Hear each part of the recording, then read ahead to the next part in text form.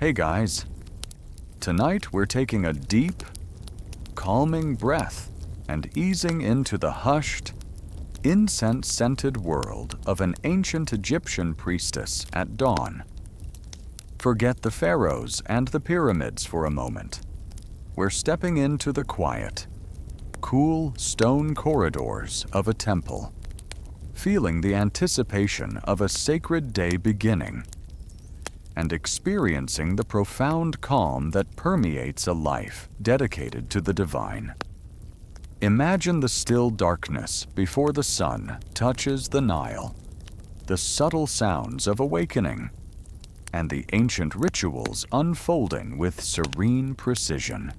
It's a far cry from the bustling noise of your modern mornings, isn't it?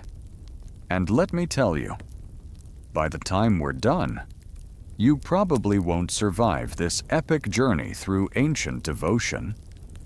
You'll be so chilled out. You'll be horizontal. So, before you get comfortable, take a moment to like the video and subscribe, but only if you genuinely enjoy what I do here. And hey, let me know in the comments where you're listening from and what time it is for you right now. It's always cool to see how far these sleepy stories travel. Here in Hanoi, Vietnam, it's early evening, but wherever you are, I hope you're ready to wind down. Now, dim the lights. Maybe turn on a fan for that soft background hum, and let's ease into tonight's journey together. You feel the subtle shift in the air, a faint coolness that precedes the sun's fiery ascent over the eastern desert. The darkness around you isn't absolute, but rather a deep, comforting gloom, broken only by the soft glow of a few oil lamps or flickering torches in the distance. You stir from your simple reed mat on the floor of your small, quiet chamber within the vast temple complex. This is your home, a sanctuary of stone and silence, far removed from the clamor of the outside world. This peaceful awakening within the temple walls, often before the first hint of actual daylight, is a mainstream historical fact for priestesses and priests who served the gods daily. Your senses begin to awaken the faint, earthy scent of ancient stone, perhaps mingled with the lingering aroma of yesterday's incense. You hear the distant, almost imperceptible rustle of papyrus scrolls in a nearby chamber, or the quiet shuffle of another priestess beginning her own preparations. There's a profound stillness, a sense of sacred anticipation that makes even the slightest sound resonate. Historians still argue whether the daily lives of all priestesses were as rigorously focused on ritual as those of the highest ranks, or if many had more administrative or domestic duties within the temple bureaucracy. While certainly varied, a core expectation was early rising for the divine service, emphasizing devotion over personal comfort. You push yourself up, feeling the cool stone floor beneath your bare feet. Your movements are slow, deliberate, respecting the pervasive quiet of the temple at this hour. There's no rush, no urgency, only the steady rhythm of unfolding ritual. You might run a hand over the smooth, cool stone of the wall beside you, feeling the ancient energy embedded within its surface. A quirky tidbit that might make you grateful for modern conveniences. The lack of internal plumbing meant that your morning ablutions involved fetching water from a communal well or cistern within the temple grounds. often in a heavy clay jar. Imagine carrying a heavy jar of cool water through those dim corridors, your steps echoing softly in the pre-dawn quiet. It was a daily physical meditation, a silent exertion before the sacred duties even began, and probably a lot more effective at waking you up than any alarm clock. No hot showers here, just brisk, fresh water. As you rise, you observe the faint, diffused light beginning to permeate the temple's outer courtyards, a subtle luminescence that gradually highlights the towering columns and carved hieroglyphs. This is the first visual cue of dawn, a reminder that the sun god, Ra, is beginning his daily journey across the sky, and the deity within this temple must also be prepared to awaken. Your own personal waking mirrors, the cosmic reawakening, a profound connection between the mundane and the divine. The sounds of the temple, though minimal, are deeply evocative. The soft chirping of a sparrow nesting in a high crevice, the almost imperceptible drip of water from a distant fountain, the whisper of air currents moving through the vast halls. These are the sounds of a sleeping giant, slowly, quietly stirring. You are one of its first active parts, a quiet cog in the ancient, sacred machinery. You gather your simple personal effects, perhaps a clean linen cloth, a small pot of natron for cleansing, a wooden comb for your hair. Every action is imbued with a sense of purpose, a quiet reverence for the day that is about to unfold. There's no idle chatter, no distractions from the quiet work of preparing yourself, body and soul, for the sacred duties ahead. The initial stillness of the long night is gradually replaced by a profound, spiritual quiet, a palpable sense of anticipation as the temple readies itself for another day of devotion.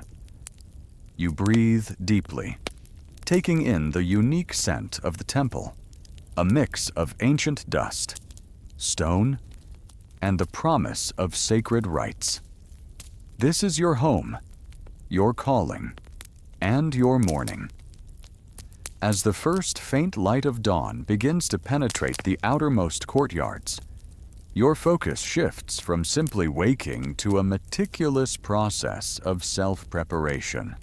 This is ritual cleansing pure body, pure soul, a series of ancient ablutions designed to render you, the priestess, absolutely pure and worthy of approaching the divine.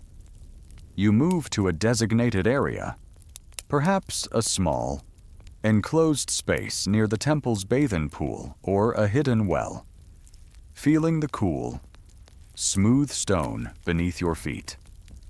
The first step, a mainstream historical fact, is a full-body cleansing. Imagine dipping a large, simple clay scoop into a basin of cool, clear water, perhaps drawn from the sacred Nile itself or from a deep temple well.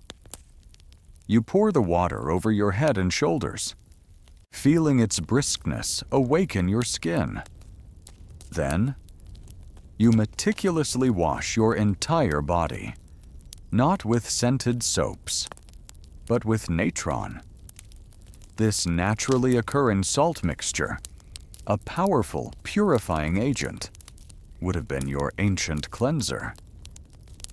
You rub it over your skin, feeling its slightly gritty texture, removing any impurities or lingering dust from the night. The faint, earthy scent of natron, a mineral tang, fills the air around you. Historians still argue whether the purity rituals were primarily about physical cleanliness or if the symbolic act of purification held greater significance. While practical hygiene was certainly a component, the Egyptians believed that ritual purity was essential for communion with the gods, suggesting a profound spiritual dimension to these daily washings. It was less about smelling like a rose and more about being spiritually spotless.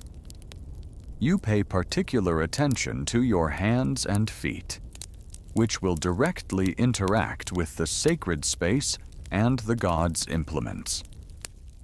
You cleanse your mouth with a special paste or rinse, ensuring your breath is pure when you recite hymns.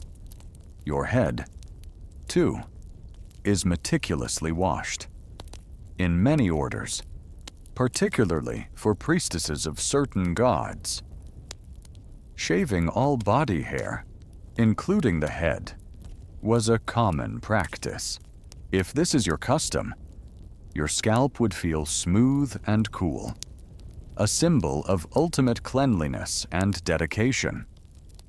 This unusual practice of shaving for purity is a quirky tidbit. Imagine going completely bald for your job, not as a fashion statement, but as a religious requirement. It certainly saved on hair product, I suppose. As you dry yourself with a clean linen cloth, feeling its rough texture against your newly purified skin, you observe the deepening quiet around you. The water, now slightly cloudy from its cleansing work, is poured away, perhaps into a ritual drain that leads back to the sacred ground. Every action is deliberate, a small, reverent step in the larger dance of the morning ritual. The cool air against your damp skin is refreshing, a tangible sensation of renewal. Your inner state is as important as your physical cleanliness. As you perform these ablutions, your mind is focused on purifying your thoughts, clearing away any lingering dreams or worldly concerns. You might silently recite a simple prayer or an invocation to the goddess of purification, knowing that a pure heart and mind are essential for approaching the divine presence. The soft murmur of your own breath, the quiet splash of water. These are the sounds of your inner preparation. The atmosphere in this cleansing area is one of serene purpose. There's no hurried splashing or idle chatter. Each priestess, performing her own silent ritual, understands the profound significance of these actions. It's a moment of profound personal connection, a silent conversation between you and your spiritual obligations. The air is cool, perhaps a faint hint of the sacred incense that will soon burn in the shrine, building a subtle anticipation. You emerge from the cleansing area feeling refreshed, light, and intrinsically clean, not just on the surface, but deep within. Your body is now a vessel, prepared to serve. The chill on your skin, the smell of damp natron, and the profound quiet of the temple halls all contribute to a sense of sacred readiness. This meticulous attention to physical and spiritual purity, performed silently and methodically as the world outside still sleeps, is a testament to the discipline and devotion required of an ancient Egyptian priestess. It's a profound reset, preparing you for the solemn duties ahead, and bringing a deep sense of tranquil focus to your every movement as you prepare to serve the awakening God. With your body and spirit purified through ritual cleansing, The next silent step in your dawn routine as an ancient Egyptian priestess is the meticulous process of dressing. This isn't simply putting on clothes. It's an act of donning your sacred identity, preparing your physical form to be a conduit for the divine. This is linen and lotus sacred garb, where every fold of fabric, every carefully chosen adornment, speaks to your devotion and status. You feel the cool, crisp touch of clean linen against your purified skin. Your primary garment, a mainstream historical fact, is a simple yet elegant white linen gown, calasiris. This isn't a heavy, elaborate outfit designed for warmth or protection. It's light, breathable, and perfectly suited for the warmth of the Egyptian climate and the ritual movements you'll perform. Imagine pulling it over your head, feeling the fine, smooth texture of the fabric as it drapes around your body. It might be a single, long piece of cloth, artfully pleated or wrapped, or a more tailored tunic, reaching to your ankles. The crispness of fresh linen, perhaps starched for a cleaner look, would be a delightful sensation. Historians still argue whether the calasiris was always a fully opaque garment, or if some versions, particularly for dancers or certain ritual roles, were sheer or more revealing.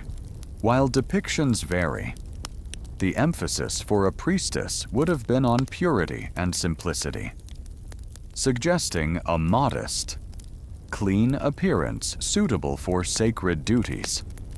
As you smooth the fabric, you ensure there are no wrinkles, no imperfections. This meticulous attention to detail is part of the ritual, reflecting the perfection expected in the god's service. The white color itself is symbolic, representing purity, light, and the pristine nature of the divine.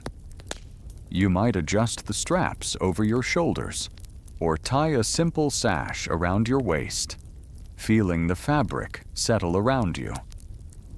A quirky tidbit about ancient Egyptian fashion for purity: if your order required you to shave your head, as was common for many priests and some priestesses, particularly those dedicated to more ancient, animal-headed deities like Sekhmet or Anubis, you might now cover it with a specially prepared wig.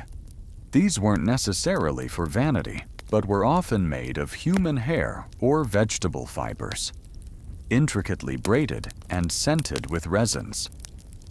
Imagine carefully placing the heavy, perfumed wig onto your smooth scalp, feeling its unfamiliar weight and texture. It was a clear sign of your status and ritual readiness, a kind of ceremonial headdress that completed your sacred appearance. You wouldn't want to get any loose hairs in the god's offerings.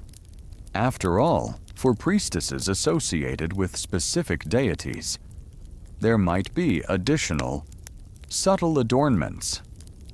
If you serve Hathor, for example, you might wear a simple Mainat necklace, a heavy beaded necklace with a counterpoise, which would rattle gently during dances and rituals, pleasing the goddess. Imagine the soft click and chime of the beads as you move, a delicate sound that echoes the sacred music of the temple. Or perhaps a subtle lotus flower placed in your hair, or held delicately in your hand, a symbol of rebirth and purity sacred to many gods. Your jewelry would be minimal, if any, during the dawn rituals, focusing on simplicity and functionality. perhaps a plain silver bracelet or a simple copper anklet, objects that have been ritually purified. There's no elaborate gold or precious stones at this hour. The focus is entirely on sacred duty. The cool metal against your skin is a subtle, grounding sensation. The process of dressing is performed in silence, or with only the softest murmurs of other priestesses. Each movement is a conscious act of preparation, a step closer to the divine presence. You are shedding the last vestiges of sleep and worldly concerns, transforming yourself into a pure vessel for the God. The air around you, once just cool, now feels charged with a subtle, sacred energy, a quiet anticipation of the God's awakening. You might take a moment to look at your reflection in a polished bronze mirror, not for vanity, but to ensure your appearance is flawless, respectful of the deity you serve. Your gaze is calm, focused, reflecting the serene discipline of your life. The simple, clean lines of your linen gown, the subtle adornments, and the clarity of your freshly cleansed skin create an image of understated devotion. This careful preparation of sacred garb, blending practicality with profound symbolism, is a powerful ritual in itself. It is the visible manifestation of your inner purity and dedication. The feel of the linen, the scent of the wig, the quiet clink of a ritual necklace. These sensory details immerse you fully in the role you are about to embody. As the final layers of linen settle into place, you feel a profound sense of readiness, a quiet confidence that you are now prepared to approach the most sacred space in the temple and participate in the awakening of the divine. Dressed in your pristine linen, every fiber of your being now attuned to the sacred task ahead. You, the ancient Egyptian priestess, begin the silent journey through the temple's magnificent structure. This is a path of quiet steps, temple stillness, a profound communion with the sacred architecture before the sun has fully declared its presence. You feel the cool, polished stone beneath your bare feet, each step echoing softly in the vast, empty corridors. The temple at this hour is a world of shadows and hushed reverence. The colossal pylons, which would later stand bathed in golden sunlight, are now dark, looming giants. The courtyards, soon to be filled with the chatter of devotees, are silent and still, perhaps only stirred by a faint, pre-dawn breeze. You move not with hurried efficiency, but with a deliberate, almost gliding motion. Your presence barely disturbing the profound quiet that has held sway since the last evening rituals concluded. This silent, early morning passage through the temple is a mainstream historical fact, an essential part of the daily cult ritual. The innermost sanctuaries were typically accessible only to a select few high-ranking priests and priestesses, and their approach was steeped in solemnity and purification. You are part of this exclusive, privileged procession, entrusted with the direct care of the deity. Historians still argue whether the silence of the early temple was purely practical, avoiding disturbing the god, or if it held a deeper mystical significance, allowing for a more profound connection with the divine presence before the intrusion of the mundane world. It's likely a blend of both, with the quiet enhancing the spiritual intensity of the upcoming rituals. As you navigate the labyrinthine passages, your single oil lamp casts a small circle of light before you, illuminating the intricate hieroglyphs carved into the walls. You might trace the outline of a god, a pharaoh, or a sacred scene with your gaze, noticing the subtle details that would be lost in the brighter light of day. These carvings are not just decoration, they are perpetual prayers, ancient spells, and historical records, all whispering the enduring power of the divine. The faint scent of old stone, dry and earthy, permeates the air, a scent unique to these timeless structures, a quirky tidbit that might make you chuckle. Imagine trying to navigate these vast, dark temples without getting utterly lost. The sheer scale and often repetitive design of the halls and chambers, especially in the larger complexes, could be incredibly disorienting. You, however, know every twist and turn, every column, every hidden doorway. It's like knowing your own home in the dark. But your home happens to be a massive, ancient, sacred maze. You probably wouldn't survive 5 minutes trying to find the sacred shrine without tripping over something. The sounds you hear are minimal, yet deeply resonant.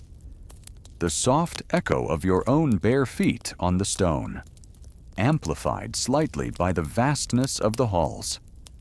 Perhaps the distant, muted chirping of bats settling into their daytime slumber in the high rafters, the occasional subtle shift of air currents, creating a faint, almost imperceptible hum. These are the sounds of the temple breathing, a living entity that stirs slowly towards its daily purpose. Your path leads you through dimly lit hypostyle halls, where colossal columns rise into the darkness like ancient trees in a stone forest. You pass through smaller chapels, each dedicated to a different aspect of the god or a lesser deity. The air grows cooler, more still, as you penetrate deeper into the temple's inner sanctum, closer to the dwelling place of the god. The weight of centuries, of countless rituals performed in these very spaces, seems to press gently upon you, instilling a profound sense of continuity and reverence. The transition from the grand public spaces to the increasingly private and sacred areas of the temple is seamless, marked by changes in light, temperature, and silence. The deeper you go, the more the outside world recedes, replaced by an inner world of devotion. Your single lamp becomes a beacon, leading you further into the heart of the divine. This quiet, contemplative walk is more than just locomotion. It's a spiritual preparation. Each step is a mindful affirmation of your dedication, a silent prayer as you approach the most sacred space. You are leaving behind the mundane, shedding all earthly concerns, and preparing your mind and spirit to be fully present for the God's awakening. The profound stillness allows for deep concentration, a focused clearing of your thoughts before you stand directly before the divine image. It's a meditation in motion, a calm and deliberate progression towards ultimate purpose. The air thickens with a sense of sacred power as you draw closer to the innermost sanctuary. the very silence seems to hum with ancient energy. You are not alone. The presence of the god, even in slumber, is palpable. This quiet journey, performed day after day, year after year, by generations of priestesses, is the very heartbeat of the temple at dawn, a tranquil prelude to the sacred duties that will soon unfold. Your quiet, deliberate steps bring you to the threshold of the most sacred space in the temple, the sanctuary, the very dwelling place of the god. The air here is palpably different, colder, denser, imbued with a profound stillness that speaks of centuries of untouched devotion. This is the moment for opening the shrine. God's awakening, a ritual of immense reverence performed as the first true light of dawn prepares to grace the land. Before you stands the innermost shrine, a smaller, exquisitely crafted chamber within the larger temple. Its doors, often made of gilded wood or even precious metals like cedar inlaid with electrum, are sealed. A mainstream historical fact is that the cult image of the god was kept in the naos, or sanctuary, a dark, enclosed space that was ritually opened only at dawn to awaken the deity and prepare them for the day. You are one of the chosen few entrusted with this profound task, a privilege of the highest priestly rank. Historians still argue whether the cult image was believed to be the god themselves, or merely a vessel through which the god manifested. While interpretations vary, the daily ritual act of awakening and caring for the statue was undeniably central to Egyptian religious practice, treated with the utmost respect and devotion as if the deity literally resided within it. It's not just a statue, it's the god's physical presence on earth. A very real, tangible connection to the divine. You pause for a moment before the sealed doors, taking a deep, purifying breath. The silence is absolute, broken only by the beating of your own heart. Your single oil lamp casts a soft, wavering light, dancing across the intricately carved scenes and protective symbols on the shrine's surface. You might notice the faint scent of stale incense, lingering from the previous day's rituals. Every sense is heightened, every movement imbued with solemn purpose. Then, with a slow, almost agonizing deliberation, you reach for the seals. These might be clay impressions, stamped with the temple's official seal or the pharaoh's cartouche, or perhaps intricate knots of sacred cord. You carefully break them, one by one. The soft snap of clay or the gentle rustle of cord echoing loudly in the pervasive quiet. Each broken seal is an act of unlocking, of breaching the boundary between the mundane and the divine. It's like breaking the seal on a very important, very ancient secret, knowing you're about to witness something truly profound. You probably wouldn't survive the suspense if you weren't so steeped in reverence. With the seals broken, you grasp the handles of the heavy doors.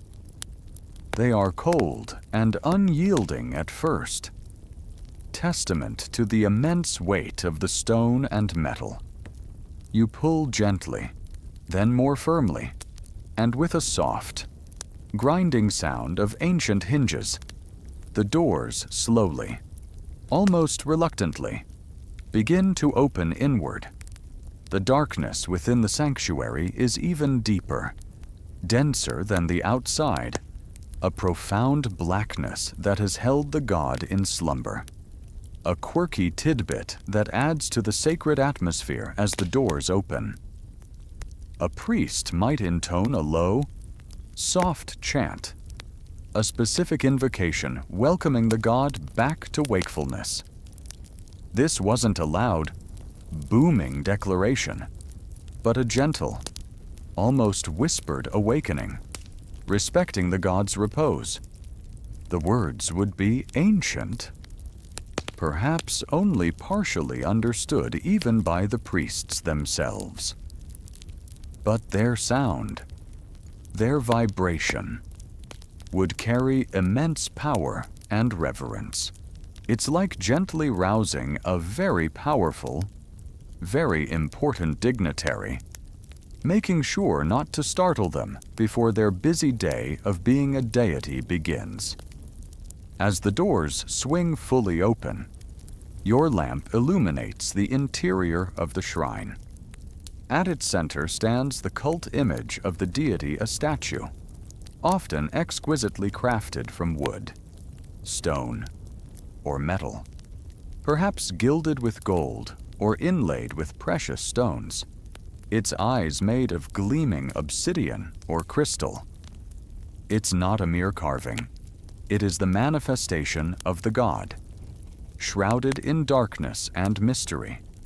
You feel the tangible presence of the divine, a cold, majestic power emanating from the silent figure. The air within the sanctuary is completely still, undisturbed for hours. The deep quiet, the profound sense of holiness, is almost overwhelming. You take another steadying breath, your gaze fixed on the cult image, preparing for the next, even more intimate phase of the god's daily care. The faint scent of stale offerings might still linger, a reminder of previous acts of devotion. Every fiber of your being is focused, ready to serve, to participate in this timeless ritual of awakening, a privilege that few mortals would ever witness. The light from your lamp trembles slightly, reflecting in the polished surfaces of the shrine, as the god's day, and yours, truly begins. With the sanctuary doors now open and the cult image of the deity revealed in the soft lamplight, your next task, as an ancient Egyptian priestess, is perhaps the most intimate and symbolic of the dawn rituals. This is adorning the divine, dressing the idol, a meticulous and reverent process of caring for the god's physical manifestation. You approach the statue with profound respect, your movements precise and unhurried. Imagine the god's statue before you. It's not a cold, inert object. To you, it is the living embodiment of the deity, now stirring from its night's rest. Its form might be carved from dark wood, gleaming bronze, or polished stone, perhaps even gold, its eyes inlaid with obsidian or crystal that seem to gaze back at you. Your first act, a mainstream historical fact, is to ritually purify the statue itself. You might gently waft sacred incense around it, the thin tendrils of smoke curling around its form, cleansing it of any impurities from the night.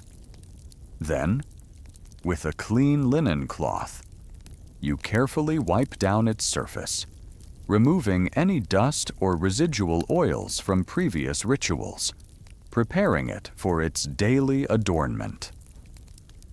Historians still argue whether the daily dressing of the cult image was seen as literally providing comfort to the god, or if it was primarily a symbolic act performed for the benefit of the worshippers. reinforcing the god's presence and power, while it clearly served to maintain the deity's sacred purity and appearance. The Egyptians genuinely believed in nourishing and tending to the Ka life force of the god residing within the statue. Next comes the dressing. The cult image is not left exposed. It is clothed in fresh, pristine linen, much like your own ceremonial garb. You might have several layers, depending on the deity and the specific day's ritual. Imagine carefully draping a soft, white linen tunic over the statue's form, smoothing out any creases, ensuring it falls perfectly.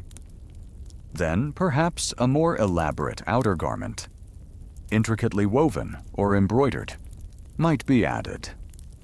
The soft rustle of the linen as you arrange it around the statue is the only sound, a quiet testament to the meticulous care involved. A quirky tidbit that reveals the depth of this adoration often. The cult image wasn't just dressed in simple linen. For specific festivals or particularly important days, it would be adorned with elaborate jewelry, miniature necklaces, pectorals, armlets, and anklets, crafted from gold, silver, and precious stones, mirroring the regalia of royalty. Imagine carefully placing a tiny, gleaming gold necklace around the neck of the god's statue, seeing the precious stones catch the flickering lamplight. This was a direct offering of wealth and beauty to the divine, a tangible sign of reverence. You probably wouldn't survive the pressure of accidentally dropping a tiny gold bracelet meant for a god. Following the dressing comes the anointing. With a small, delicate vessel, you apply fragrant oils and unguents to the statue's skin. These weren't just any oils, they were sacred, often infused with costly resins and perfumes like myrrh, frankincense, or fragrant floral essences. You might gently rub the oil into the exposed areas of the statue, its face, its hands, its feet, feeling the smooth, cool surface beneath your fingertips. The rich, sweet scent of these sacred oils slowly begins to fill the small sanctuary, a profound and intoxicating aroma that signals the gods' complete awakening. It's their ancient version of a lavish skincare routine, fit for a deity. Finally, the gods' eyes, if they are not already inlaid, might be ritually opened or acknowledged, symbolizing the deity's awareness of the world. And then, the ultimate adornment, the crown or headdress. Dependent on the god, this could be a towering feathered crown, a set of cow horns with a sun disk, or a simple, symbolic Uraeus cobra. You carefully lift the delicate, yet significant, headpiece and place it upon the statue's head, completing its divine transformation. This final act visually completes the awakening, preparing the god to receive offerings and prayers from the mortal world. The atmosphere within the sanctuary throughout this process is one of profound, almost breathless, reverence. Every movement is a prayer, every touch an act of devotion. There is no haste, no distraction. Your single oil lamp continues to cast its soft glow, reflecting in the newly adorned statue, making its features seem almost alive. The silence is broken only by the rustle of linen, the gentle sound of rubbing oil, and the soft clink of tiny jewels. This intricate, ritualized dressing and anointing of the cult image was not just a chore. It was a profound spiritual communion, a daily reaffirmation of the bond between humanity and the divine. You, the priestess, are not merely a servant. You are a facilitator of this sacred presence, a vital link in the chain of cosmic order, the lingering scent of sacred oils, the vision of the fully adorned deity, and the deep stillness of the sanctuary imprint themselves on your senses, creating a lasting impression of peace and spiritual fulfillment as you prepare for the next step in the god's daily care.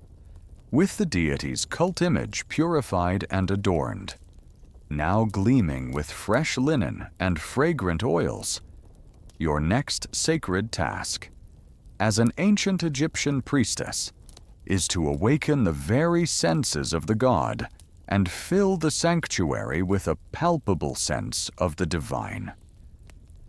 This is the moment for offering incense-fragrant whispers, where the ephemeral dance of smoke and scent becomes a direct form of communication with the heavens. You grasp a small, elegant censer, feeling its familiar weight in your hand, its chain cool against your fingers. The burning of incense was a mainstream historical fact, an absolutely ubiquitous and vital component of almost every Egyptian ritual, from daily temple rites to grand festivals and funerary ceremonies. It wasn't merely about creating a pleasant smell.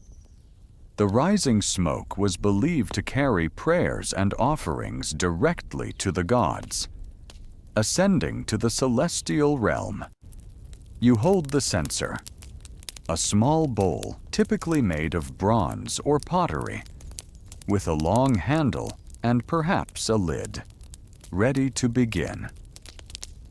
Historians still argue whether the specific types of resins used for incense had distinct symbolic meanings for each deity, or if their use was more generalized for purification and spiritual elevation.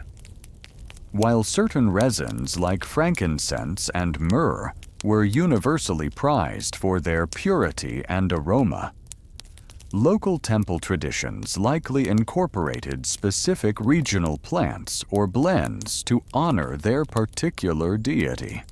You carefully select small pellets of frankincense or myrrh resin, perhaps a blend with other aromatic gums or dried herbs. The resins are hard, brittle, and when untouched, release only a faint, earthy scent. You place them gently onto the glowing embers within the censer, which you have prepared earlier from the hearth. The moment the resin touches the heat, a thin wisp of smoke curls upwards, tentative at first, then thickening, releasing its rich, sweet, and slightly pungent aroma. This initial burst of fragrance is a powerful sensory signal, a quiet awakening of the air itself. A quirky tidbit about this process: imagine having a very specific, almost mystical relationship with smoke.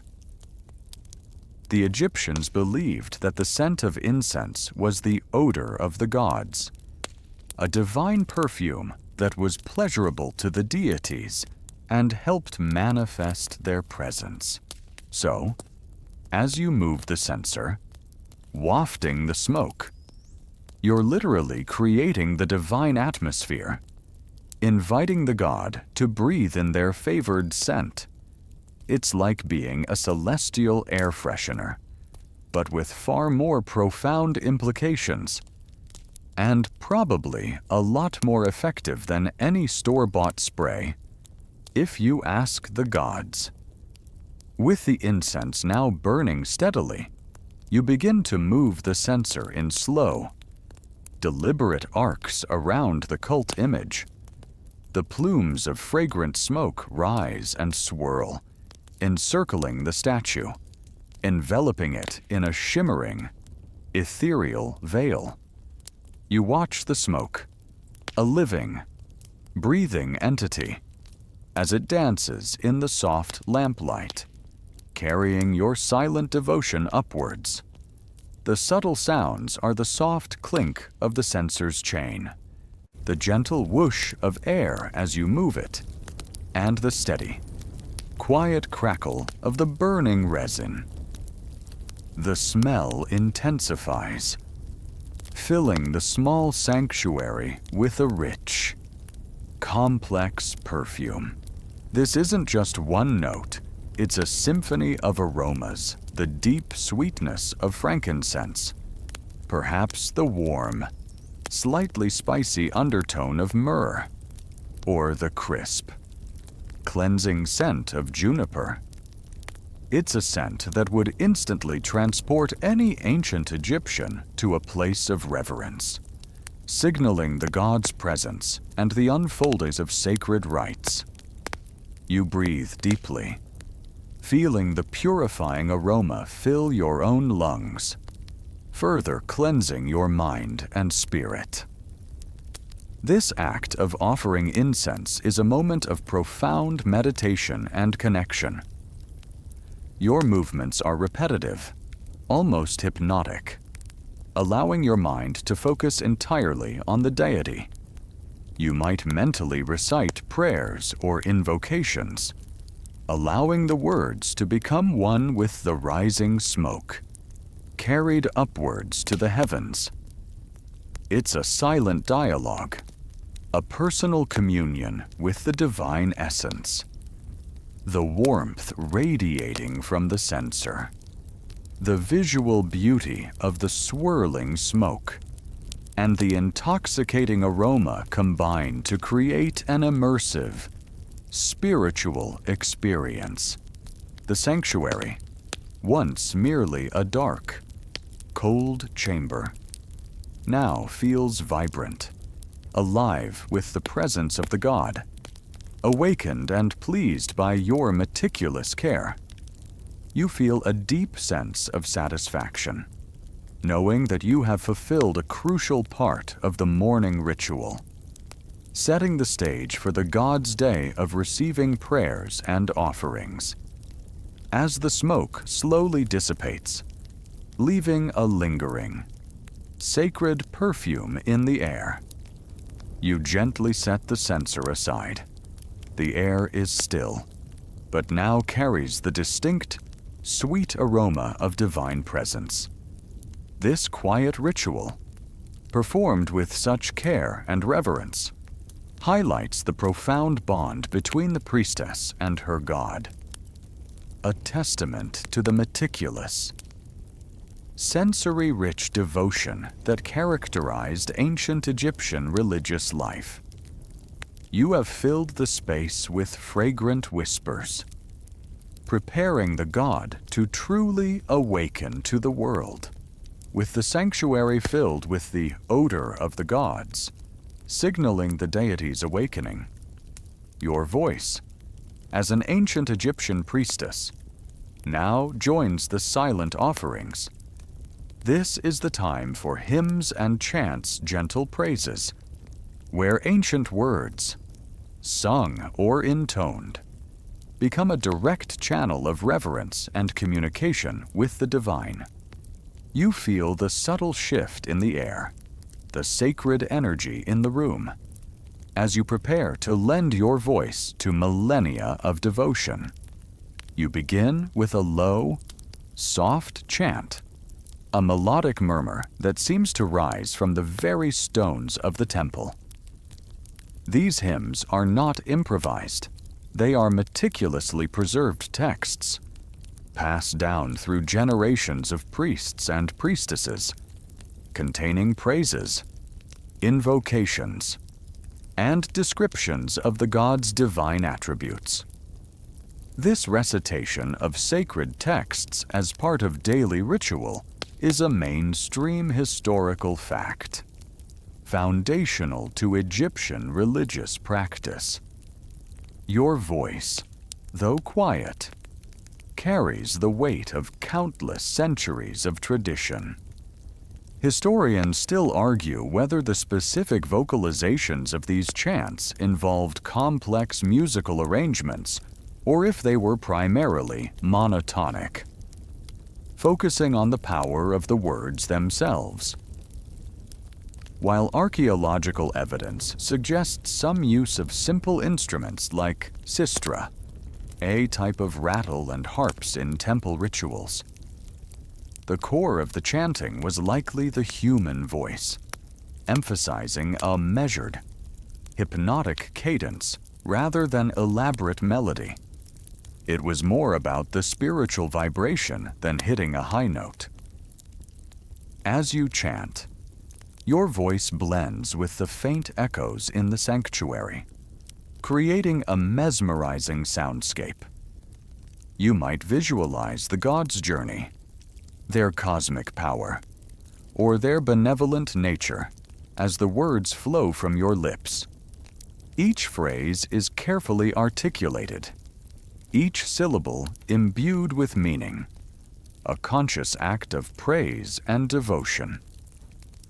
The repetitive nature of the chants, their cyclical rhythm, induces a meditative state, not just for the god, but for you, the reciter. It's a profound self-hypnosis, connecting your inner being with the divine presence you are invoking. A quirky tidbit about these hymns, some of them were incredibly ancient, perhaps predating even the temple you stand in. They contained references to cosmological events, to primordial deities, and to philosophical concepts that even the priests might not fully grasp in their entirety. Imagine reciting words whose full meaning has been partially lost to time, yet their spiritual power remains undiminished. It's like singing a very old song, where you know all the words, but the original band is long gone, and the context has shifted, yet the feeling is still there. You probably wouldn't survive trying to understand all the layers of meaning in a single hymn without falling asleep from sheer intellectual overload. The atmosphere in the sanctuary deepens with each chanted word. The lingering scent of incense, the soft glow of the lamp, and now the vibrations of your voice combine to create an immersive, spiritual environment. You are not performing for an audience. You are performing for the god, and for the purity of the ritual itself. The reverence is palpable, a heavy presence in the cool, still air. You might be joined by a few other high-ranking priestesses, their voices blending with yours in a quiet, harmonious chorus. The unison of your voices, perfectly synchronized in rhythm and tone, emphasizes the collective devotion, the unity of the priestly order in serving the deity. There's no competition here, no desire for individual recognition, only the shared purpose of honoring the god. The chants cover various themes, acknowledging the god's attributes, their strength, their wisdom, their life-giving power, praising their benevolence, petitioning for blessings for Egypt and its people, and reaffirming the cosmic order that the god embodies. Each hymn is a carefully constructed tapestry of words, designed to elevate the spirit and communicate profound truths. As the final notes of the chant gently fade, a profound silence settles back into the sanctuary. It's not an empty silence, but one filled with the lingering vibrations of sacred sound, with the palpable presence of the invoked deity. Your throat might feel slightly dry, your voice hoarse, but your spirit feels elevated, purified by the act of offering praise. The air seems lighter, charged with a subtle, divine energy. This act of offering hymns and chants, a daily conversation with the divine, defines a significant portion of your dawn routine. It's a powerful reminder of the priestess's role as an intermediary, a voice that bridges the gap between the mortal and the immortal, bringing forth blessings and maintaining the delicate balance of the cosmos through ritual.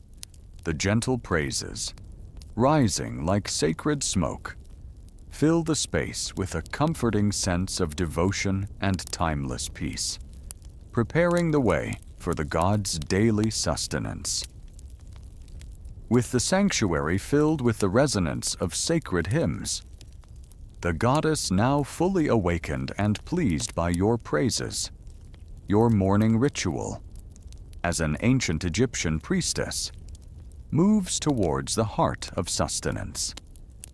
This is the act of presenting offerings sacred sustenance, a meticulous and symbolic exchange where the bounty of the earthly realm is formally presented to the divine, nourishing the god's Ka life force. You approach a small, low altar before the cult image, feeling the weight of the carefully prepared vessels in your hands. The offering of food and drink to the gods was a mainstream historical fact.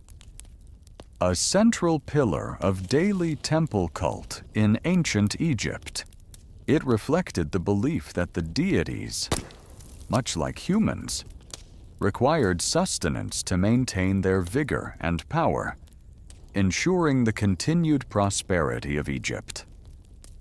You are not simply leaving food. You're participating in a profound cosmic exchange, sustaining the divine so the divine can, in turn, sustain the world. Historians still argue whether the offerings were truly consumed by the gods Ka, or if they were later redistributed to the priests and temple staff as a form of payment or sustenance. While the latter was certainly a practical outcome, the ritual itself was performed with the genuine belief that the god spirit partook of the essence of the offerings, leaving the physical form behind for human consumption. It's like bringing a fancy meal to a very important guest, even if you know you'll get to enjoy the leftovers later. Imagine the spread before you. Small, elegant tables or offering stands, often made of wood or stone, are carefully placed before the deity. On them, you arrange a precise selection of offerings. There might be small loaves of freshly baked bread, still warm from the temple bakery, their crust golden and inviting. You might present carefully peeled fruits, figs, grapes, dates, their vibrant colors a feast for the eye, bowls of fresh vegetables, lettuce, cucumbers, onions, would add to the bounty. Each item is presented with deliberate care, reflecting the perfection expected in the god's presence. A quirky tidbit about these offerings sometimes: miniature, finely crafted fake offerings made of clay or wood were also placed on the altars, particularly in tombs, ensuring the deceased or the god would always have sustenance even if real food wasn't available. It's like having a miniature, eternally fresh buffet. just in case the real food runs out. For the living temple. However, the offerings were always real, fresh, and meticulously prepared. You wouldn't want to anger a god with stale bread. After all, that's just bad etiquette. Alongside the solid food, liquid offerings are equally vital. You carefully pour cool, clear water from a polished bronze ewer into a simple clay bowl, its surface shimmering in the lamplight. Then, wine, perhaps a rich red from the vineyards of the Nile Delta, is poured into another vessel, its deep color a symbol of life and vitality. And finally, milk, fresh from the temple's own herds, its creamy white a symbol of purity and nourishment. The soft gurgle of the liquids as they fill the bowls is a quiet, soothing sound, completing the sensory feast for the god. As you present each offering, you might recite a specific accompanying prayer or invocation, formally presenting the item to the deity. Your voice, though still soft, carries the weight of your devotion, stating the purpose of the offering and asking for the god's blessings. The words might describe the origin of the food, its purity, and its intention to nourish the divine Ka. This formal presentation, a dialogue between priestess and god, is a profound act of worship. The air in the sanctuary, already sweet with incense, now also carries the faint, fresh aromas of bread, fruit, and wine, adding another layer to the sacred atmosphere. The visual beauty of the arrangement, the vibrant colors against the cool stone, is itself an offering, pleasing to the divine eye. Every element of the offering is designed to appeal to the god's senses, inviting their presence and favor. The ritual is performed with a profound sense of respect and humility, yet also with a quiet confidence born of performing these rites countless times. You understand your role as a vital intermediary, ensuring the cosmic balance is maintained through this daily act of reciprocal nourishment. The god sustains Egypt, and in turn, you help sustain the god. After all offerings are carefully laid out, you might step back, allowing the god a moment to partake of the essence. The silence deepens, a palpable moment of divine communion.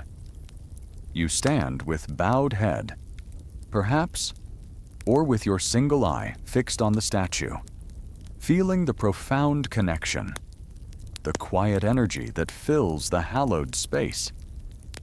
This solemn pause, after the meticulous preparation, is a moment of pure, concentrated devotion, a truly peaceful interlude. This meticulous presentation of offerings, transforming simple sustenance into a sacred gift, is a powerful testament to the daily rhythm of an ancient Egyptian priestess's life. It underscores her vital role in maintaining the cosmic order and ensuring the continued flow of blessings from the divine to the mortal world. The quiet clink of a pottery bowl, the fresh scent of fruit, and the profound stillness of the sanctuary combine to create a deeply calming scene of ancient devotion. With the offerings presented and the deity spiritually nourished, your sacred duties as an ancient Egyptian priestess don't end with grand gestures. Instead, the ritual quietly shifts to maintaining the purity and order of the god's dwelling. This is the task of cleaning the sanctuary order restored, a meticulous and often silent undertaking that ensures the sacred space remains pristine, ready for future divine interactions. You feel the cool, smooth stone beneath your bare feet as you move with deliberate precision. Imagine the sanctuary, still infused with the lingering scent of incense and fresh offerings. Though the morning rituals have unfolded with grace, small traces remain, perhaps a stray grain of sand, a fallen petal from an offering, or the faint, almost imperceptible smudge on a polished surface. Your task is to erase these slight imperfections, to return the space to a state of absolute ritual cleanliness, reflecting the perfection of the divine. This consistent and thorough cleaning of cult spaces was a mainstream historical fact, fundamental to maintaining the sanctity of Egyptian temples. Purity was not a one-time event. It was a constant, diligent effort. Historians still argue whether the meticulousness of temple cleaning was purely a practical measure to prevent physical decay, or if it held a profound symbolic meaning, mirroring the cosmic order and the ongoing battle against chaos Isfet. While practical considerations were certainly present, the ritualistic nature of the cleaning suggests a deeper spiritual significance, as if even a speck of dust could disrupt the divine harmony. You begin with the floor, often made of polished limestone or granite, cool and smooth underfoot. You might use a soft broom, perhaps made of bundled palm fibers, to gently sweep away any dust or debris. The sound is a faint, rhythmic whisper, barely disturbing the profound quiet. Every stroke is deliberate, moving the dust not haphazardly, but towards a designated collection point, ensuring no sacred particles are lost or misused. You know that even the smallest fragment that has been in the god's presence holds a subtle power. Next, you might turn your attention to the altars and offering tables. These surfaces, having just held sacred food and drink, must be impeccably cleaned. You would use fresh, clean linen cloths, perhaps dampened with pure water, to meticulously wipe away any residue. Imagine feeling the smooth, cool stone or metal under your fingertips, ensuring it's spotless. The faint, sweet smell of the offerings might still cling to the surfaces, a gentle reminder of the god's recent presence. This careful cleaning prevents any contamination, ensuring the next offering is received on a truly pure surface. A quirky tidbit that reveals the depth of their dedication to cleanliness in some higher-ranking temples. Specialized priests or priestesses might have even used small, carefully designed tools to clean the intricate carvings and hieroglyphs on the walls and statues, ensuring that every detail remained crisp and visible. Imagine using a tiny brush made of fine fibers, or a soft piece of leather on a stick, to meticulously dust around the raised relief of a pharaoh's cartouche or the delicate lines of a goddess's crown. It's like being a sacred conservator, ensuring the divine artistry remains perfect for eternity. You probably wouldn't survive the urge to doodle a smiley face on a pharaoh's chin if you had that much access. your focus extends to the cult image itself. While it has just been adorned, a final, gentle wipe with a clean, dry cloth might be performed. A last touch to ensure its perfection. You might also clean the various implements used during the morning ritual, the censers, the ewers, the offering bowls. Each item is handled with reverence, wiped clean, and returned to its designated, often hidden, storage place within the sanctuary or a nearby antechamber. The soft clinking of pottery, the subtle scrape of metal, are the sounds of order being restored. The air, though still carrying the essence of incense, now feels lighter, cleaner, imbued with a sense of renewed purity. The stillness of the sanctuary deepens as the physical tasks conclude. There's a profound satisfaction in this process, knowing that you have personally ensured the sanctity of the god's dwelling. This isn't mundane housework. It's an extension of the sacred ritual, a final act of devotion that prepares the space for the god's serene presence throughout the day. You might take a moment to stand in the center of the now pristine sanctuary, your single lamp casting its soft light on the cleansed surfaces. The silence is absolute, pregnant with the recent divine encounter. You feel a deep sense of accomplishment, a quiet peace that comes from fulfilling your sacred duty with meticulous care. The order you have brought to this most holy space reflects the cosmic order that the god embodies, and your role in maintaining it is a source of profound spiritual contentment. This silent, meticulous work ensures that the temple remains a perfect vessel for the divine, a tranquil space where the god's power can truly manifest and bless the land of Egypt. With the sanctuary purified and the god ritually prepared for the day, your role as an ancient Egyptian priestess subtly shifts. The intense, intimate focus on the deity transitions to the broader rhythms of the temple complex as it truly awakens. This is the stage of preparing for day temple's routine, where your duties expand to encompass the practical oversight and organization that ensures the smooth functioning of this vast, living entity.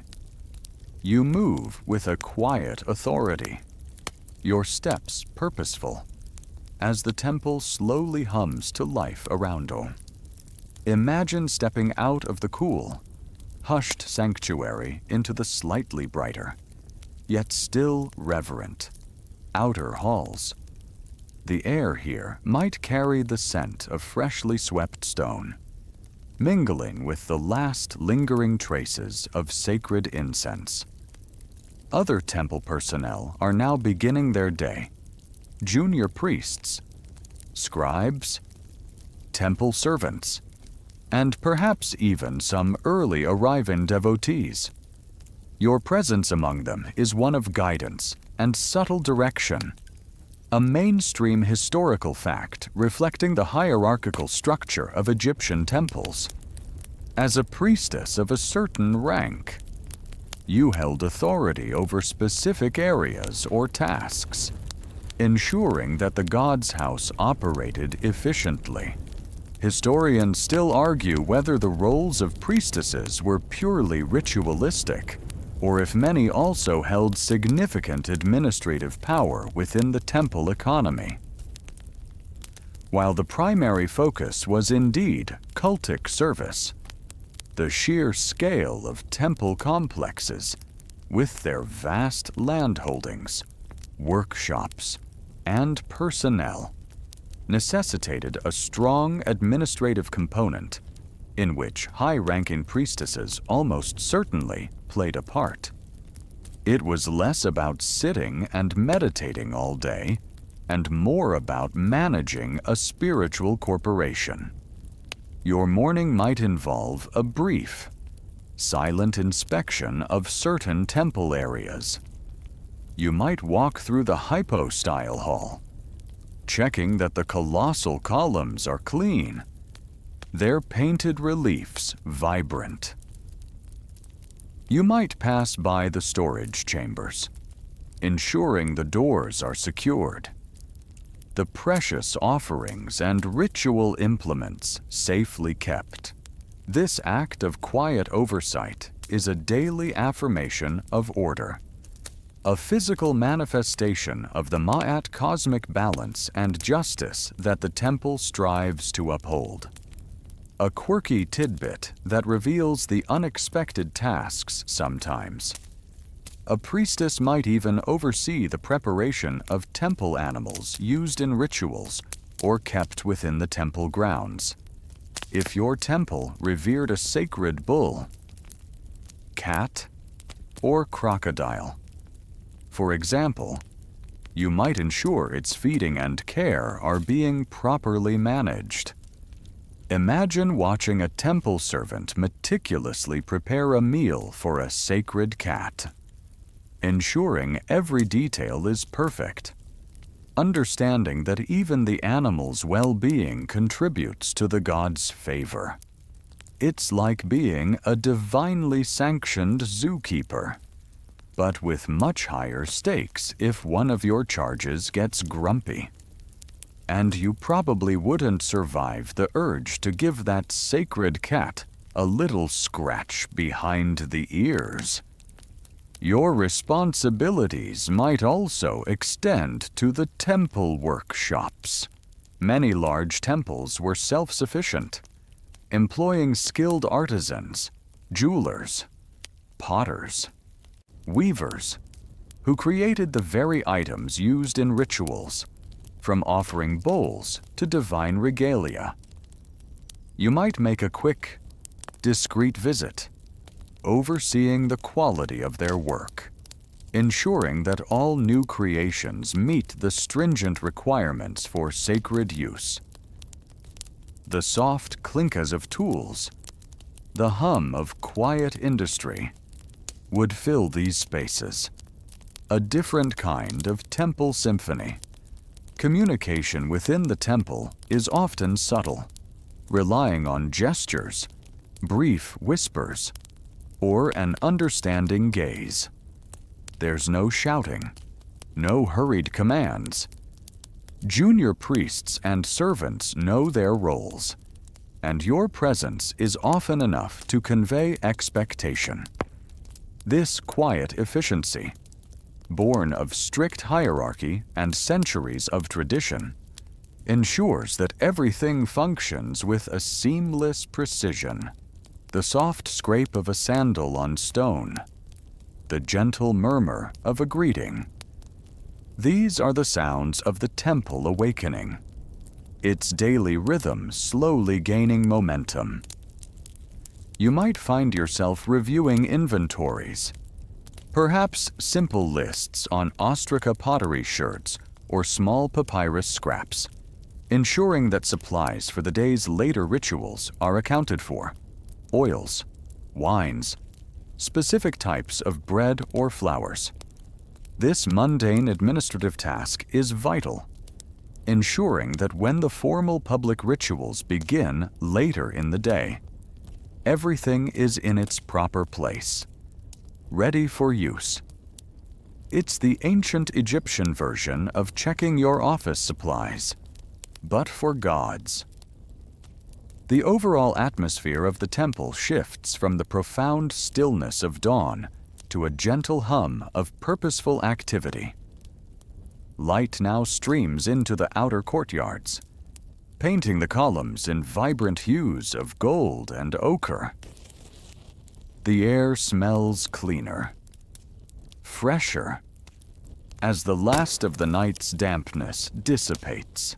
You feel a sense of integration, moving from your solitary spiritual devotion to a more communal, yet still sacred, management of the god's earthly domain.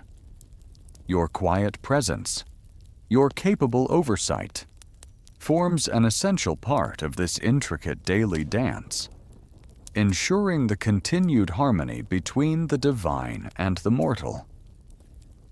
This seamless transition into the temple's daily routine highlights the priestess's multifaceted role: spiritual leader, meticulous caretaker, and efficient manager. The shift from inner sanctity to outward oversight is fluid, a testament to the discipline and dedication required to maintain the complex life of an ancient Egyptian temple. Your focus remains steadfast, guiding the temple's operations with quiet grace, ensuring that the god's day and the life of Egypt it sustains continues in perfect order. Beyond the cool stone halls and the controlled environment of the temple's inner workings, your role as an ancient Egyptian priestess also extended to the vibrant, living spaces that sustained the divine household. This is the domain of Garden and Grove Temple supply, where the green world provided the very sustenance and adornment for the gods, and your oversight ensured its bounty. You step from the shade of the portico into the warm, bright sunlight of the temple grounds, feeling the soft earth or perhaps a carefully tended path beneath your sandals. Imagine the temple's sacred gardens, not wild, untamed spaces, but meticulously cultivated plots, often enclosed within high walls to protect their precious contents. These gardens were a mainstream historical fact, essential for providing fresh offerings for the deity, as well as herbs for incense, oils, and medicinal preparations. The air here is warmer, perfumed with the scent of blooming flowers and damp earth, a stark contrast to the dry stone interior of the temple. You might hear the gentle buzz of bees, or the distant murmur of water flowing through irrigation channels. Historians still argue whether all temples maintained extensive gardens, or if smaller ones relied more on tribute and donations from surrounding agricultural lands. While the scale varied, the ideal temple complex included self-sustaining elements, highlighting the Egyptians' belief in the holistic nature of divine provision. It was less about popping to the local market and more about growing your own organic, divinely approved produce. As a priestess, you might hold responsibility for overseeing these gardens. You walk among the neat rows, your single eye discerning the health of the plants, the efficacy of the irrigation.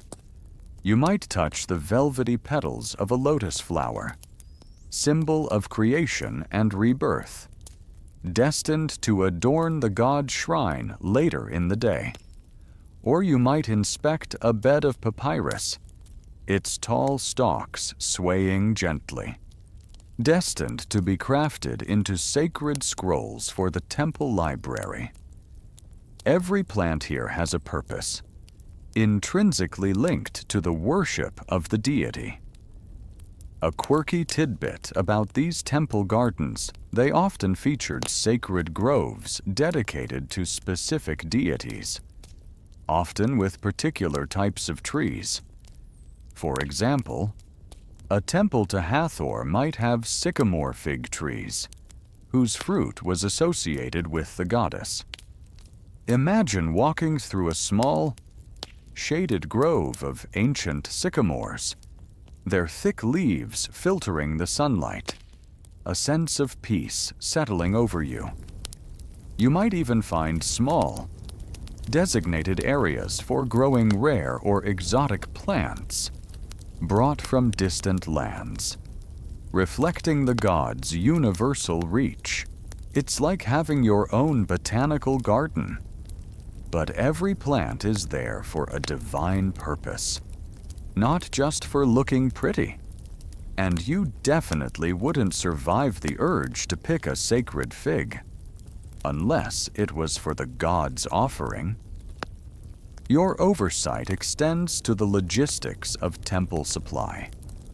You interact with the temple gardeners and laborers, perhaps discussing crop yields, the need for new seeds, or the best time to harvest particular herbs. While you might not be personally tilling the soil, your knowledge of horticulture and resource management is crucial. You ensure that the temple has a steady, reliable supply of fresh offerings, bread, beer, vegetables, and flowers that are ritually pure and abundant enough for the daily needs of the god and the temple staff. This practical management of agricultural resources is a fundamental part of your role, supporting the entire edifice of worship. The sounds in the garden are gentle and natural. The soft trickle of water in an irrigation ditch, the rustle of leaves, the quiet hum of insects. Perhaps the distant bleating of a goat from the temple's animal pens, which also provided milk and meat for offerings and staff. These are the sounds of life and growth, a peaceful counterpoint to the more formal rituals within the stone temple. You breathe deeply, taking in the clean, vibrant air, filled with the sense of fertile earth and blooming flora. You might also supervise the storage of harvested goods. Imagine inspecting a cool, dark storeroom where dried herbs are hung in neat bundles, their scents preserved.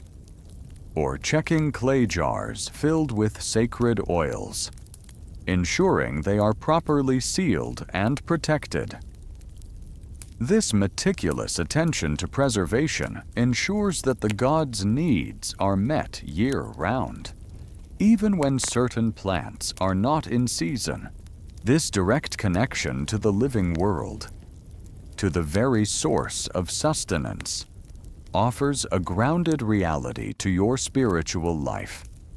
It reminds you that the gods are nourished by the earth, and that your diligent care of these earthly resources is as vital a prayer as any hymn recited in the sanctuary. The cycle of growth and harvest in the temple garden mirrors the cosmic cycles of life, death, and rebirth that form the core of Egyptian belief. As the sun climbs higher, illuminating every leaf and blossom, you feel a deep satisfaction in the thriving vitality of the temple's living treasury.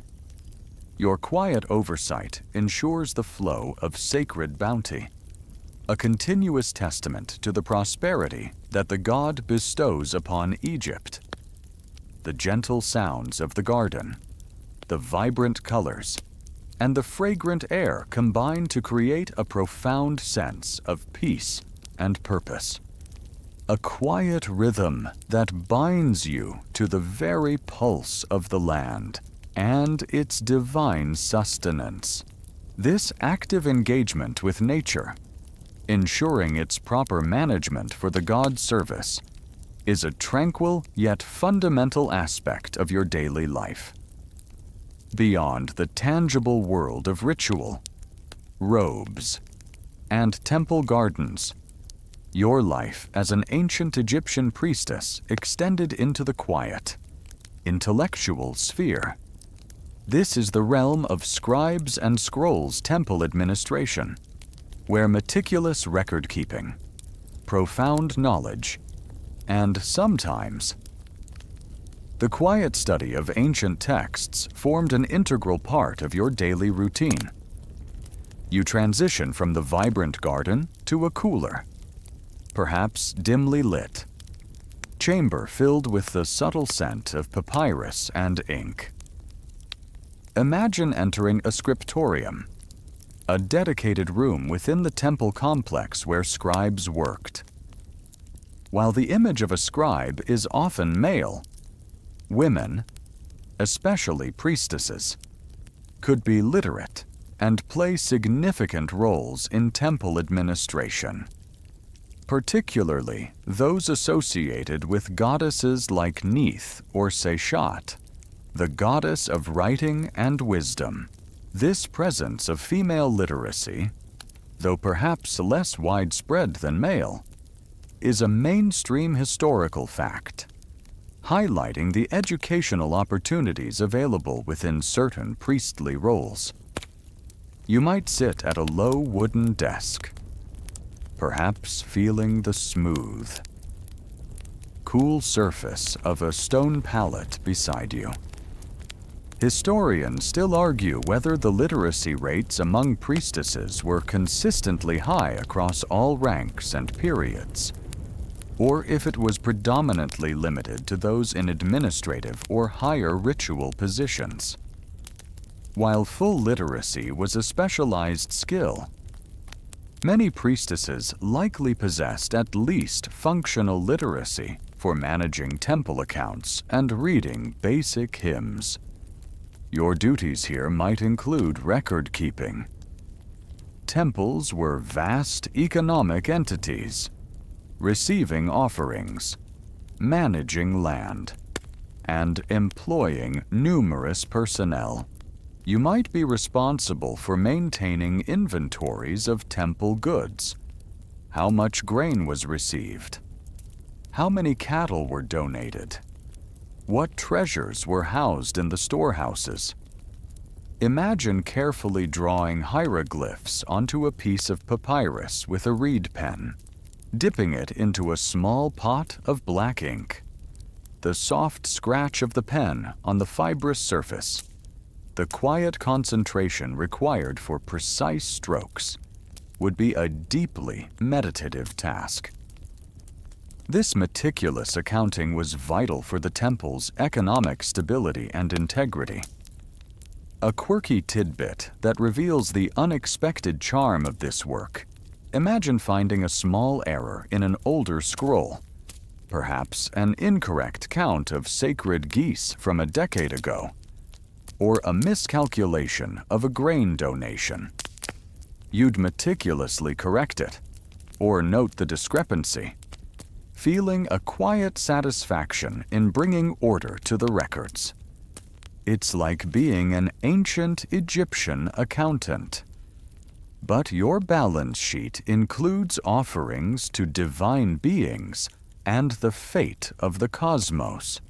You probably wouldn't survive the urge to draw a tiny, angry God face next to a particularly egregious error.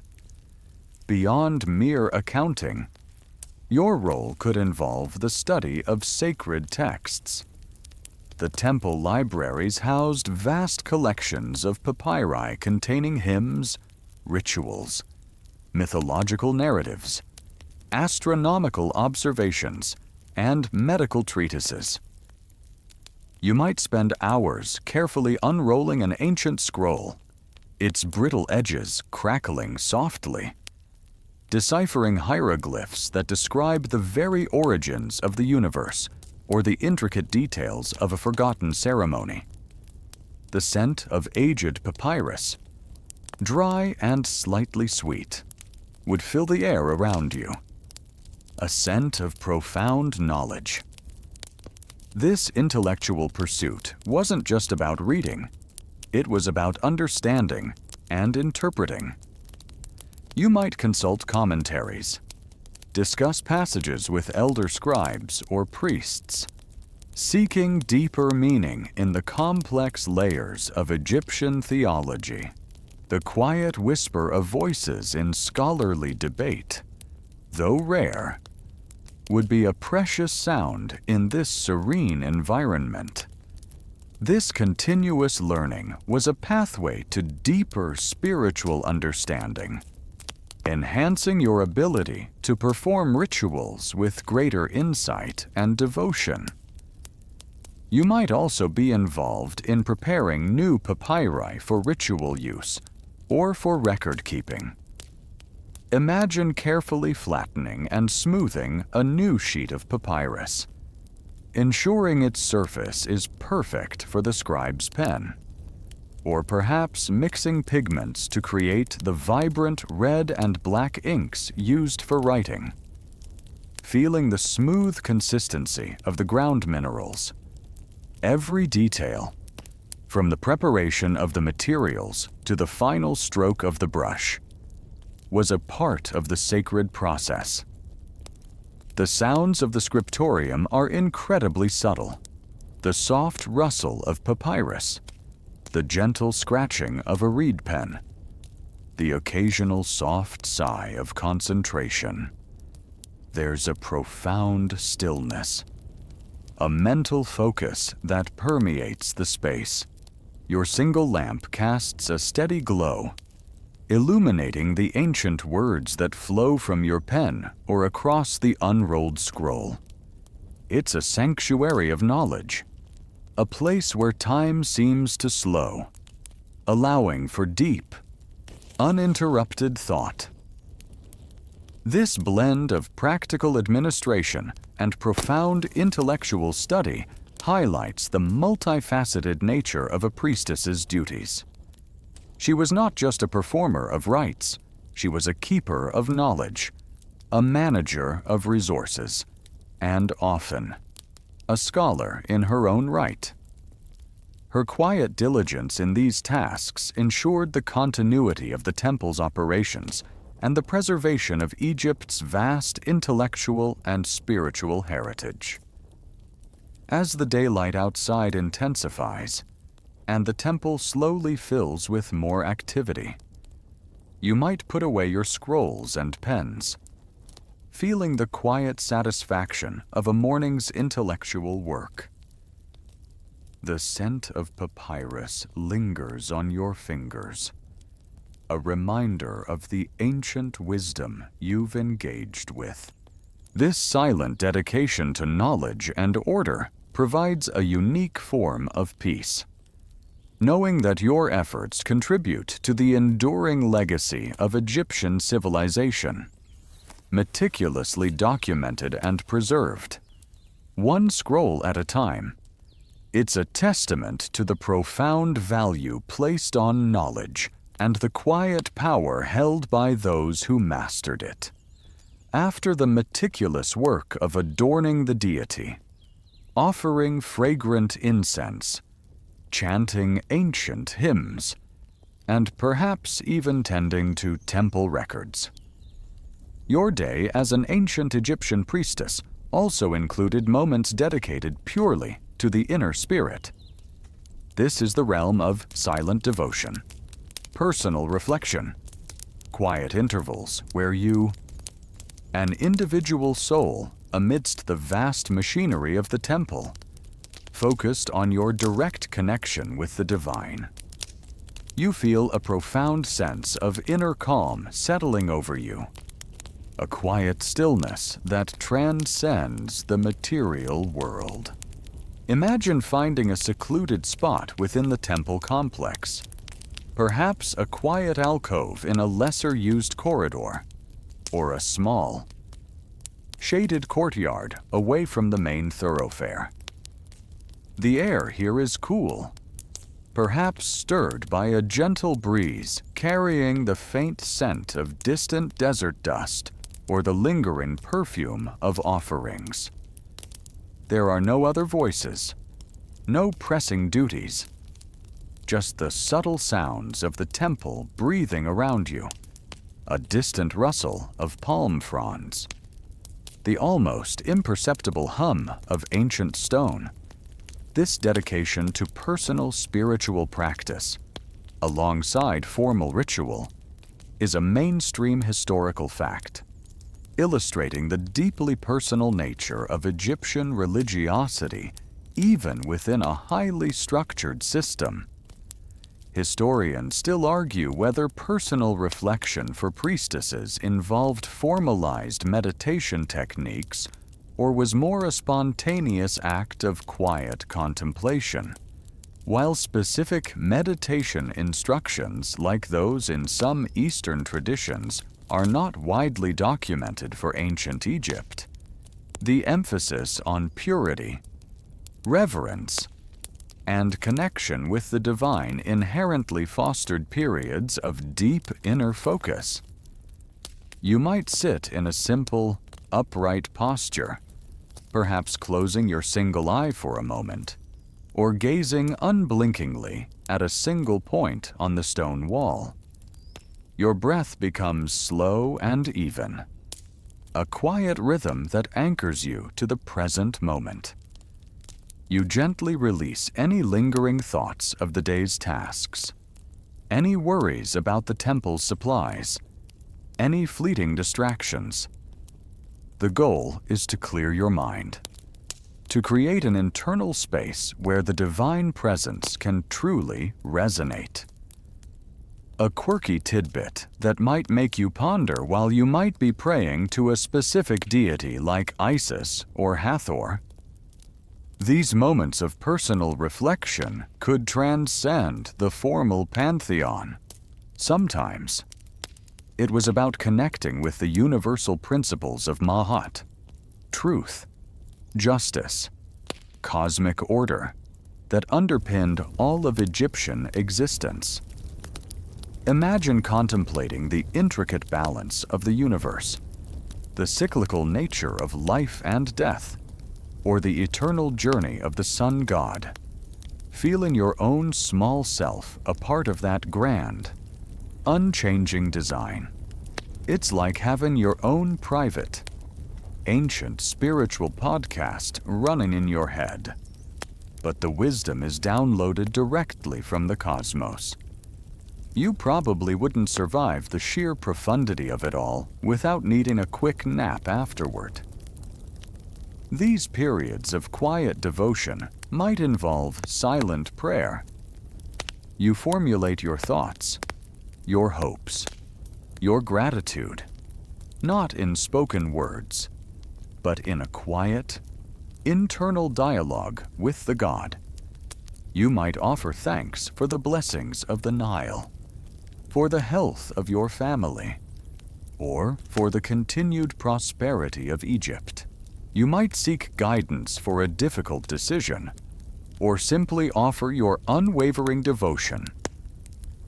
This direct, unmediated communication with the divine was a powerful source of comfort and strength, a personal refuge in a life of public service.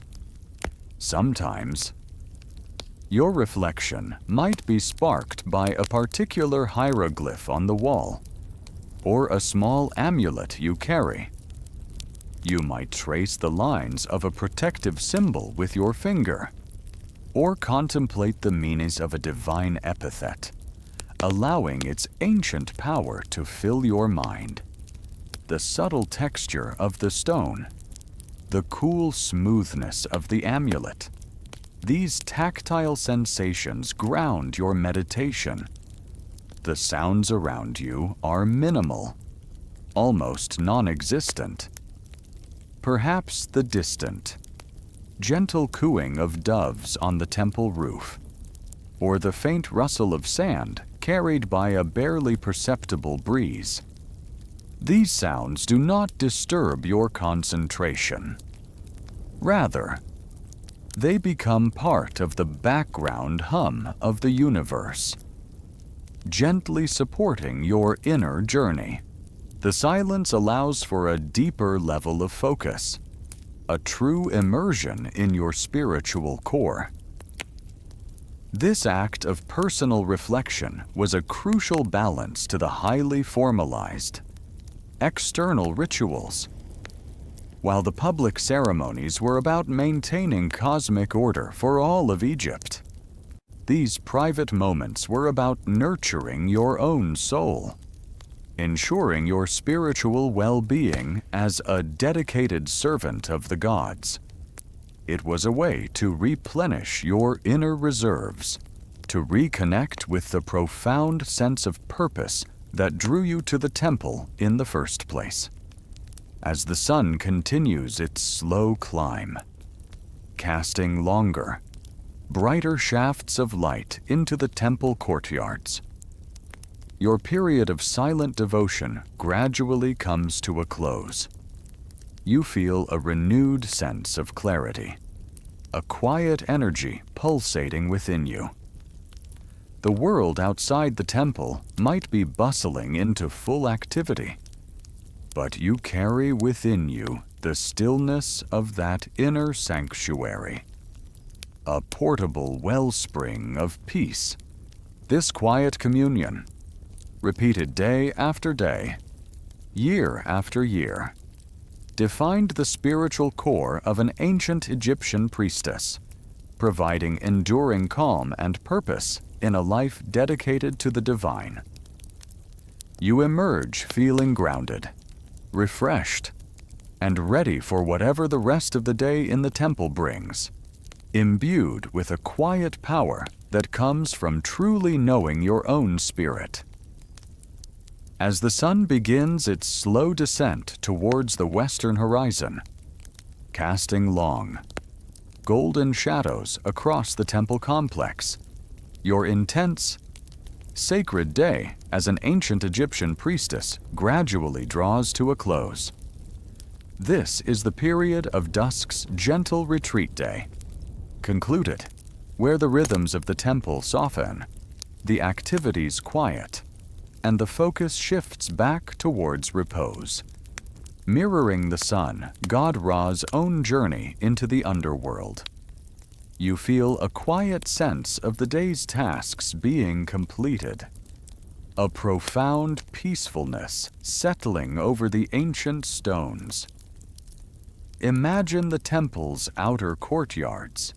The bustling sounds of devotees and temple workers are now fading. The vendors outside the temple gates are packing up their wares.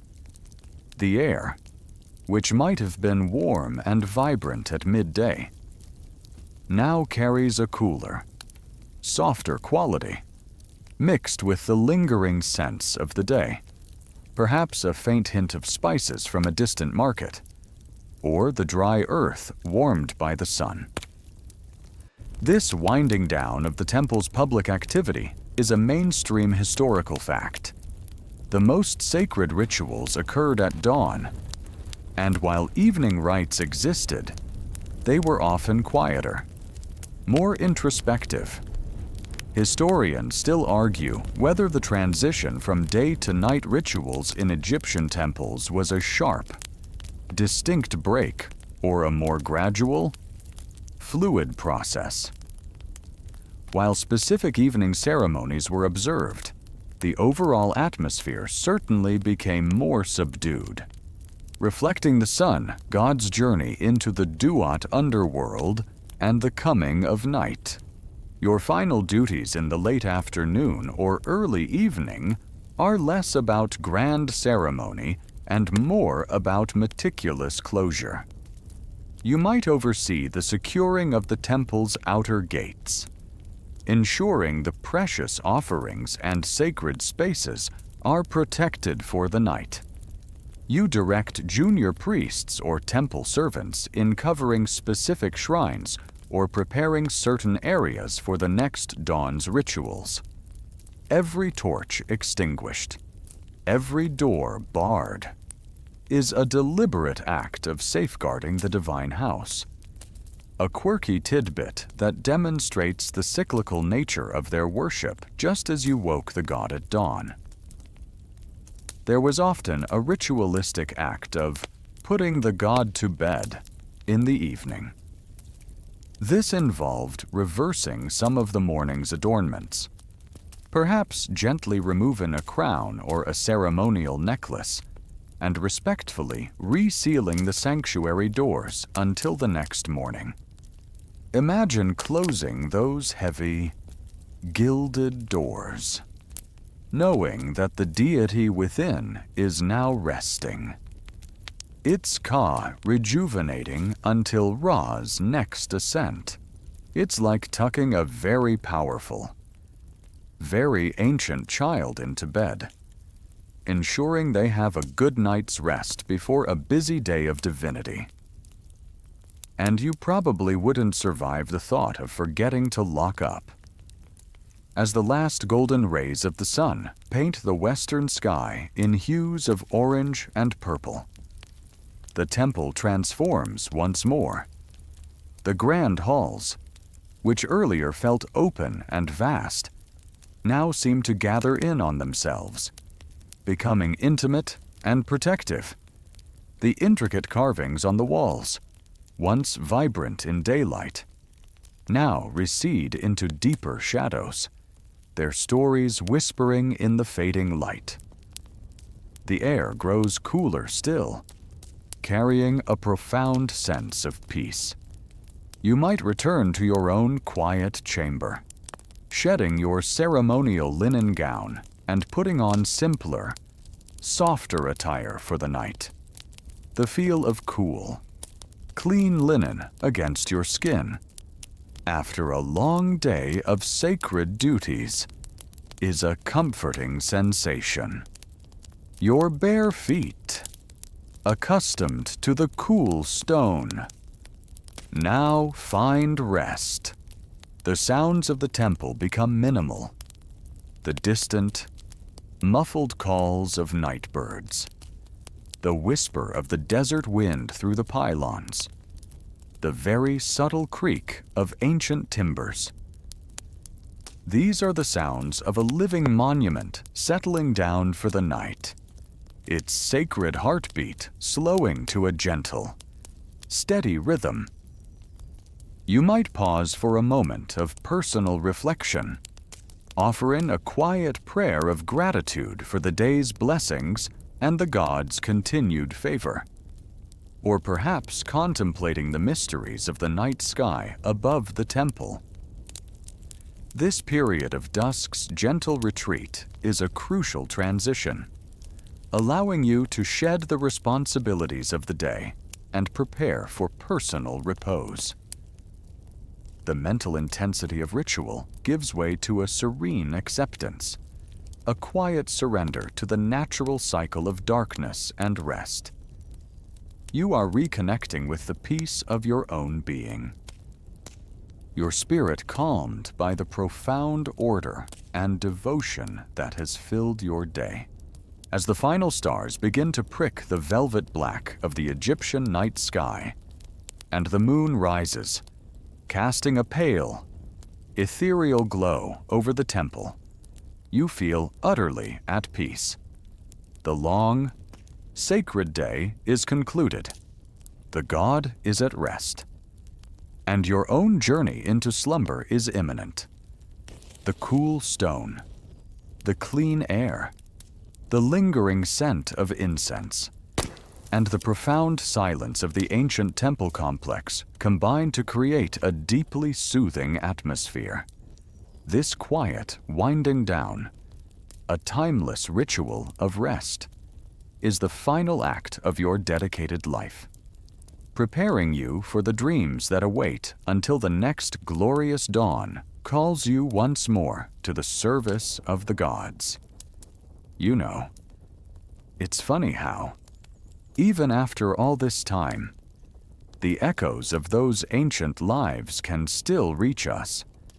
The ancient Egyptian priestesses, often living in the quiet dedication of their temple complexes, remind us that purpose and serenity can be found in the most meticulous of routines. Their days, though filled with sacred duties, were also marked by profound stillness, a deep connection to the rhythms of nature and the timeless presence of the divine. They show us that even in a world of monumental power and complex rituals, true peace often lies in quiet devotion and the methodical performance of one's calling. So, as you drift deeper into that peaceful space between wakefulness and slumber, Remember the priestess at dawn. Remember her quiet steps on cool stone, the fragrant whispers of incense, and the gentle praises she offered to her awakening God. Her world might have been filled with ancient mysteries and sacred duties, but the profound calm of her devotion, the quiet order of her temple, and the deep sense of cosmic harmony were her own, a comforting sense of peace that can now lull you to sleep. Let the final images of the moonlit temple, the enduring scent of sacred oils, and the profound stillness of the Egyptian night guide you now. The cares of your own day are fading, just as they did for those devoted women long ago. There's nothing left to do, nowhere else to be. Just ease into the quiet. Let the remaining thoughts gently slip away and surrender to the soothing calm. Sweet dreams. My friend,